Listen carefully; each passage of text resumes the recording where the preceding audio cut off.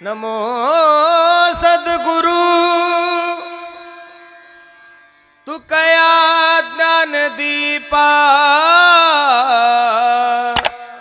नमो सद्गुरु सच्चिदानंद रूपा।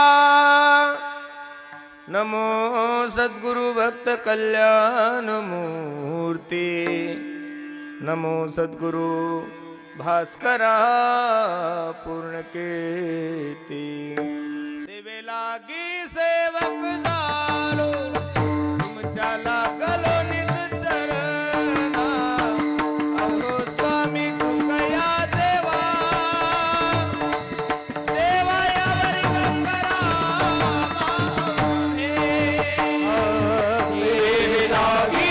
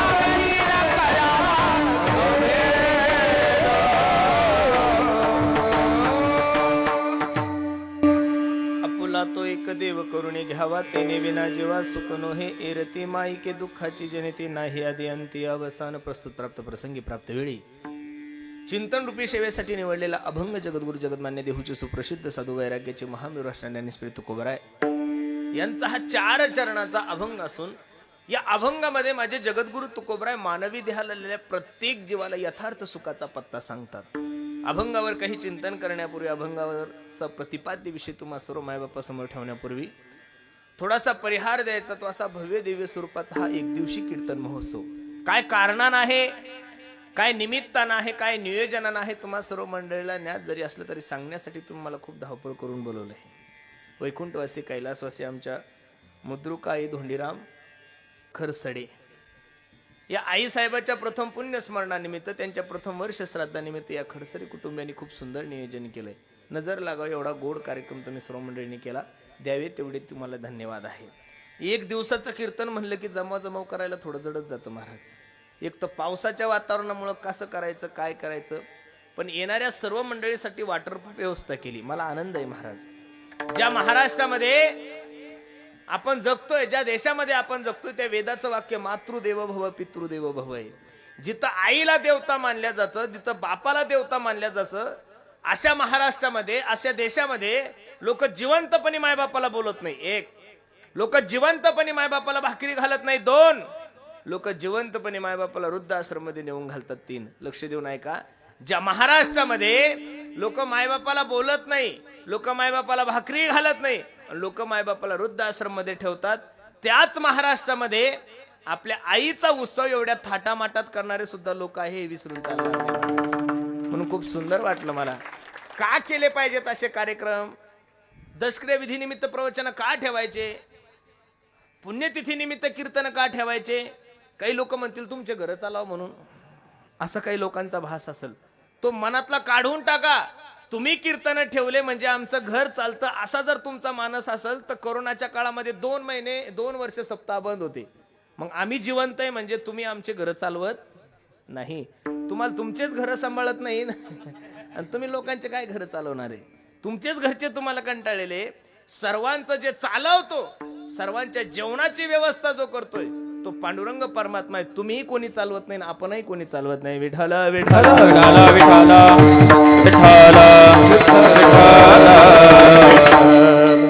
खूप सुंदर नियोजन केलंय। अगदी थोड्या वेळामध्ये अभंगाची भूमिका मला तुम्हा सर्व मंडळी समोर ठेवायची। थोडं लक्ष द्या माझ्या कीर्तनाकडे। या प्रकृतीचा एक नेम आहे, या निसर्गाचा एक नेम आहे, जो व्यक्ती जन्माला त्याला जावंच लागेल। कारण वेगळं असू शकतं प्रत्येकाच्या जाण्याचं, आता 2-4 दिवसापूर्वी रायगडला किती मोठी घटना घडली महाराज. लोक झोपेत असताना दरड कोसळली, तिथे अनेक लोकांचे कुटुंब उद्ध्वस्त झाले महाराज. कोणता दिवस कधी कसा येईल काही सांगता येत नाही. पाठीमागच्या महिन्यामध्ये समृद्धी महामार्गाला खूप मोठा अपघात झाला, त्यावेळी 25 लोक ठार झाले. प्रत्येकाच्या जाण्याचं कारण वेगळं वेगळं असू शकतं. आपल्या बुद्धीप्रमाणे लोक काय काढतील काही सांगता येत नाही. कोणी म्हणे ड्रायव्हर पेले, काही मूर्ख म्हणतात तो समृद्धी महामार्ग चुकीचा आहे. आता एवढा खर्च केलाय सरकारनं, तो काही चुकीसाठी केला का? मग आता जर समृद्धी चुकीचा आहे तर त्या दिवसानंतर 3ऱ्या दिवशी इंदोर हायवेला एका हॉटेलमध्ये कंटेनर घुसलं, मग त्या बिचारायचा काय दोष आहे? ज्याचं मरण आलं ना महाराज, त्याला हवेची गरज नाही, त्याला डॉक्टरची गरज नाही. अहो कीर्तनात काही महाराज लोक मेलेले, तुमच्या संभाजीनगरचीच बाबा गेलेले ना, बरोबर आहे का नाही? ज्याचं मरण आलं, लोक म्हणतात महाराज माझ्या आईला खूप अटॅक आला होता आणि हॉस्पिटल थोडं दूर होतो, जर 15 मिनिटाच्या अगोदर जर आपण हॉस्पिटलला पोहोचलो असतो तर आमची आई जगली असती, अशी तुमची आणि माझी धारणा आहे. अरे जो डॉक्टर अटॅक तज्ञ असतो, हृदयविकाराचा तज्ञ असतो, त्या डॉक्टरला स्वतःला अटॅक आल्यानंतर तो स्वतःला वाचू शकत नाही. तुम्हाला कसं वाचवणार आहे महाराज? एक वाक्य लक्ष देऊन ऐका. काही लोक म्हणतात की लोक यानं गेले त्यानं गेले, मी तरी या मताचा माणूस आहे. जाणं हे ठरलेलं आहे, निमित्त कसे असू शकतं. फक्त बसणाऱ्या मंडळीला माझी विनंती आहे, आया है सो जाएगा राजा रंक फकीर, कोई सिंहासन चढ़ा कोई बंधा जंजीर. मी आवर्जून सांगेल दादा, ज्या विश्व मालकाने हे विश्व निर्माण केलंय, ज्या जगाच्या मालकाच्या सत्तेने हे जग चालतंय, त्या विश्व मालकाच्या बापाला जर या मृत्यू लोकाची यात्रा संपून जावं लागली तर तुमचा आणि बाप तुम्हाला मला सोडून गेला, यात काय नवले. एथ नाही उरो आले अवतार, एथ नाही उरो आले अवतार, एथ नाही उरो आले अवतार, एथ नाही उरो आले अवतार.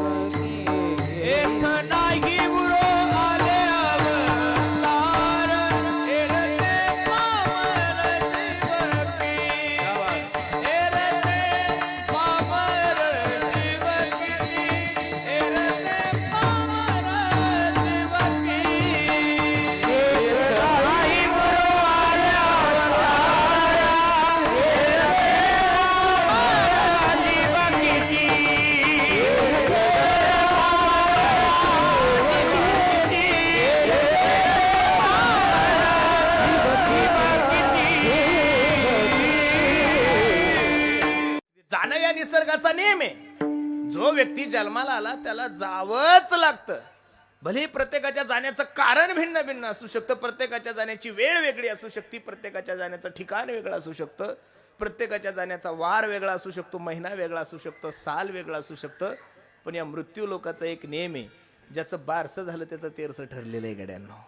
फक्त जाणकार मंडळीला माझा एक प्रश्न आहे, जाणं तुमच्याही हातात नाहीये, जाणं माझ्याही हातात नाहीये. मी कधी जाणार हे मलाही माहित नाहीये आणि तुम्ही कधी जाणार हे तुम्हालाही माहित नाहीये. मग जाणं जरी तुमच्या आणि माझ्या हातात नसेल, पण कसं जायचं हे प्रत्येकाच्या हातात आहे. कोणाच्या पुण्यतिथीला गेले का नुसत्या चपाती आणि भाजी नका खात जाऊ, ती घरी खायला भेटते तुम्हाला आणि मला. कीर्तनकारा समोर लोक अशा बगळ्यासारख्या माना हलवतात, असं वाटतं कीर्तन संपलं की हिमालयात जातं काय करू बाबराव. कीर्तनकारा समोर बसल्या बसल्या सर्व मंडळीला माझी एक विनंती, तुम्ही हाही विचार जीवनामध्ये करत जा की मी गेल्यानंतर सुद्धा माझ्या घरच्यांनी माझी पुण्यतिथी घातली पाहिजेत. बसणाऱ्या सर्व मंडळीला एक विनंती गड्यांनो, तुम्ही एवढं चांगलं जगू नका की तुमच्यासाठी संभाजीनगर जिल्हा रडल, पण कमीत कमी तुमचं बजाजनगर, तुमचा हा एरिया तुमच्यासाठी रडाव एवढं तर प्रत्येकानं जगाव. याच्यापेक्षा जास्त सबसिडी मी देऊ शकत नाही, कारण मी सरकारमध्ये थोडा आहे. नका का तुमचं बजाज रगर तुमच्यासाठी रडे ना, पण कमीत कमी तुमचे नातेवाईक तुमच्यासाठी रडाव. अहो काही लोक एवढे वाईट असतात की त्यांचे घरचे त्यांच्या मरणाची वाट पाहतात. मी या मताचा महाराज आहे. लोकांनी आपल्या मरणाची वाट पाहेपर्यंत जगतात कशाला? लोकांनी तुमच्या मरणाची वाट पाहावी, लोकांनी तुमच्या मरणाचा नवस करावा, एवढे दिवस जगू नका, थोडं जगा. महाराज सांगतात, कबीरा कबीरा हो कबीरा हो कबीरा, कबीरा जब हम पैदा हुए जग हसे हम रोए, ऐसी करनी कर चलो जग रोए हम हसे. अरे असं जाणं झालं पाहिजेत की तुम्ही गेल्यानंतर लोकांना हुरहुर वाटली पाहिजेत. माणूस किती चांगला होता, माणूस किती सुंदर कीर्तनकार होता, किती चांगला वादक होता, किती चांगला गायक होता, किती चांगला राजकारणी होता, हे महाराष्ट्राला कळण्यासाठी माणसाला मरावं लागतं. जिवंतपणी कळत नाही. या मृत्यू लोकाचा एक नेम आहे, माणूस किती चांगला होता हे लोकांना कळण्यासाठी त्या बिचाऱ्याला मरावं लागतं. म्हणून बसणाऱ्या मंडळीला माझी विनंती आहे, जीवन थोडं जगा गड्याव, पण काम एवढं सुंदर करा की तुमची कीर्ती उत्तम या जगामध्ये शिल्लक राहिली पाहिजे. उत्तमाची बुरे कीर्ती मागे हो, उत्तमाची बुरे कीर्ती मागे, उत्तमाची कीर्ती मागे, उत्तमाची कीर्ती मागे, दुःख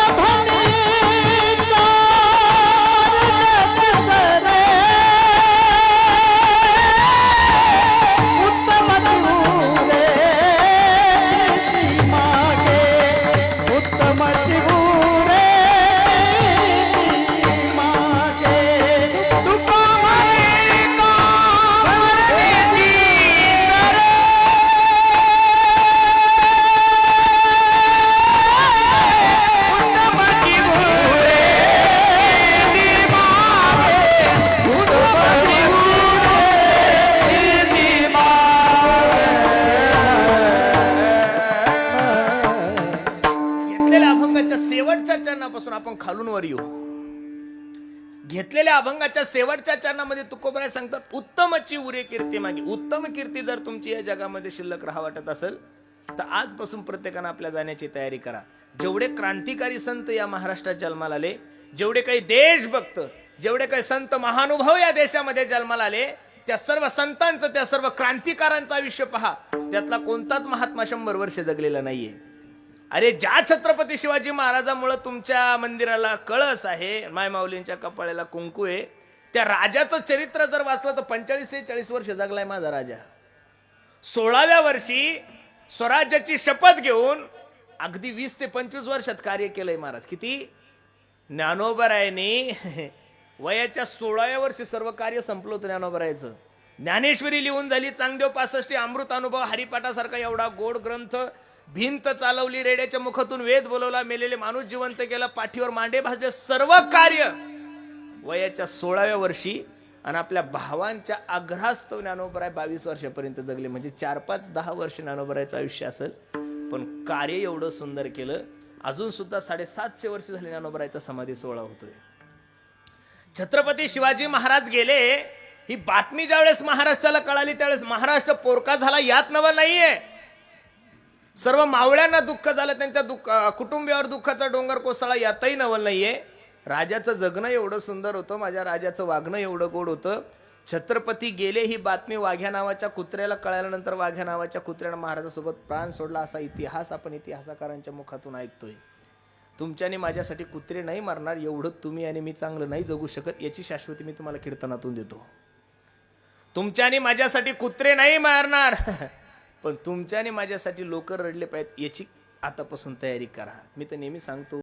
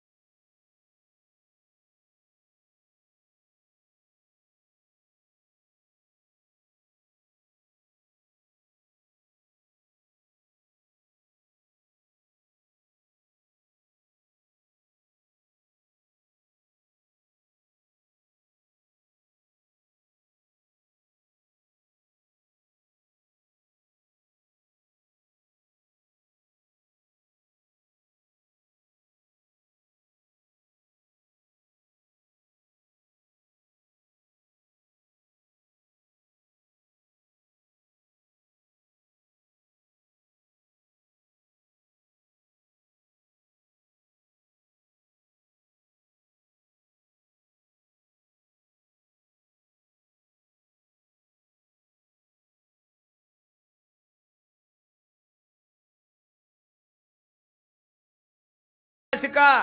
कोणाच्याही जयंत्या नाही होत महाराष्ट्रामध्ये, कोणाच्याही पुण्यतिथ्या नाही होतो महाराष्ट्रामध्ये. मी नेहमी आवर्जून कीर्तनात एक वाक्य सांगत असतो, ज्या रक्ताने जीवनभर फक्त स्वतःच्या रक्ताचा विचार केला, ज्या रक्ताने जीवनभर फक्त स्वतःच्या रक्ताचा विचार केला, त्या रक्ताचं दुर्भाग्य असं असतं की त्याचं रक्त त्याला जिवंतपणे भाकरी घालत नाही. पण ज्या रक्ताने या देशाचा विचार केला, या महाराष्ट्राचा विचार केला, या समाजाचा विचार केलाय, ते रक्त शरीर रूपाने जरी महाराष्ट्रामध्ये नसल, पण चंद्र सूर्य असेपर्यंत महाराष्ट्र त्या रक्ताला विसरत नाही. या महाराष्ट्राचा इतिहास आहे. गेले दिगंबर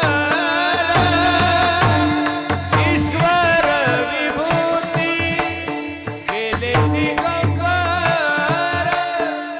ईश्वर विभूती, राहिल्या त्या कीर्ती जगा माझी, जगा माझी, राहिल्या त्या कीर्ती जगा माझी. गेले